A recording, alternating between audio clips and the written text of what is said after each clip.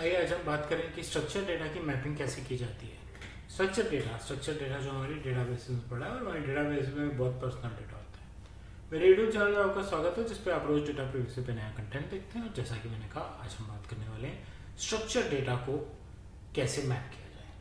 Structure data जो tables के forms में हमारे डेटाबेसेस में पड़ा है, वो टेबल्स आपस में एक दूसरे से लिंक होते हैं। हमारी एप्लीकेशंस और हमारे डेटाबेसेस भी एक दूसरे के साथ लिंक्ड होती हैं, हो सकती हैं, अगर नहीं भी हैं तो भी। टेबल्स में रोज हैं, कॉलम्स हैं, टाइटल्स हैं, name, customer ID, phone number वगैरह वगैरह, और रोज में उनका डेटा भरा जा रहा है और वो टेबल्स आपस में इंटरलिंक्ड है रियल डेटा देखने के लिए। क्लियरली डिफाइंड डेटा टाइप्स है, क्लियरली डिफाइंड स्ट्रक्चर है और डेटा को आप इजीली सर्च कर सकते हो। कल को आपको जैसे उदाहरण के तौर पे एक तीन टेबल्स हैं, एक प्रोडक्ट मास्टर, एक कस्टमर मास्टर, एक ट्रांजैक्शंस का, है ना। तो प्रोडक्ट मास्टर से एक यूनिक आइडेंटिफायर आएगा जो ट्रांजैक्शन टेबल में होगा, जो प्रोडक्ट का यूनिक कोड है। कस्टमर मास्टर का एक यूनिक आइडेंटिफायर आएगा जो कस्टमर का यूनिक आईडी या ट्रांजैक्शन में लिंक होगा, और ट्रांजैक्शन मास्टर ये तीनों आपस में बात करके वो करेंगे। अब बात करते हैं हम कि कैसे हम स्ट्रक्चर डेटा को मैप कर सकते हैं। स्ट्रक्चर डेटा को मैप करने के लिए पहले उसके सोर्सेज ढूंढिए। आपके पास CRMs हैं, आपके ERPs हैं, क्या क्या हैं, किस किस टाइप की डेटाबेस यूज कर रहे हैं, उनके फील्ड्स कैसे हैं, उनके स्कीमास कैसी हैं, उनको कंसिस्टेंट रखिए। जनरली ये रहते भी कंसिस्टेंट ही होंगे, लेकिन आप भी कंसिस्टेंट रखिए। नहीं है तो स्टैंडर्डाइज कीजिए। जैसे करेंसी है तो हर टेबल की करेंसी सेम है, फॉर्मेट सेम है। जैसे कि डेट है, DDMM YY, सब में DDMM YY, DDMM YY सब में DDMM YY, है ना। डेटा को क्लासिफाई कीजिए, देखिए कि ये पर्सनल है और पर्सनल में सेंसिटिव है, बैंकिंग इन्फॉर्मेशन है या हेल्थ केयर इन्फॉर्मेशन है।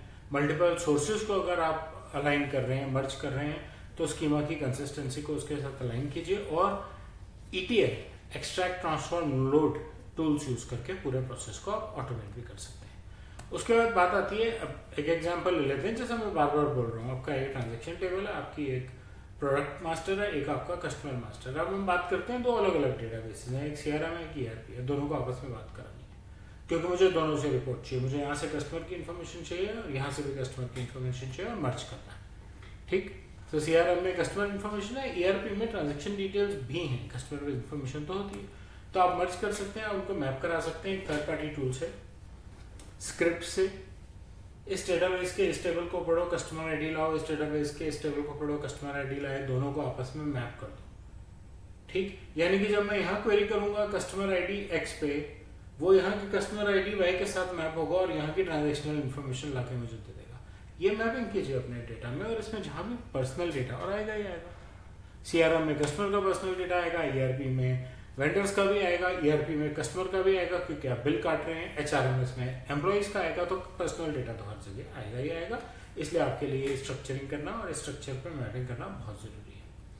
बेस्ट प्रैक्टिसेस क्या है? डेटा कंसिस्टेंसी रहनी चाहिए अक्रॉस ऑल सिस्टम। सब सिस्टम्स का डेटा कंसिस्टेंट होना चाहिए, सबके फॉर्मेट्स कंसिस्टेंट होने चाहिए। DDMM ये मैंने पहले भी बात की थी। जो डेट का फॉर्मेट एक सिस्टम में वही सब में रहे। हमने एग्जांपल में दो अलग अलग डेटाबेसेस देखी, राइट, एक CRM की, एक ERP की। अगर इनके फील्ड्स के फॉर्मेट डिफरेंट हो जाएंगे, एक तरफ टेक्स्ट है, एक तरफ नंबर है।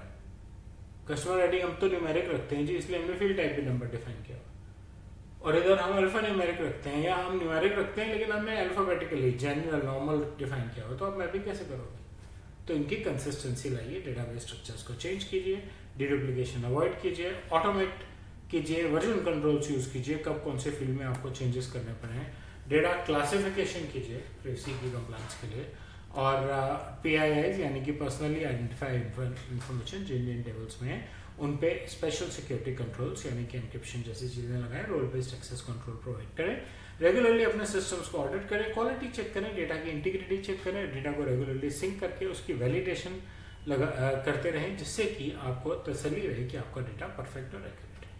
स्ट्रक्चर डेटा की मैपिंग में बस इतना ही। मुझे उम्मीद है आपको मेरा कंटेंट अच्छा लगा। बेल और लाइक आइकन दबाएं, मेरे YouTube चैनल को सब्सक्राइब करें और अपना फीडबैक कमेंट सेक्शन में शेयर करें। धन्यवाद।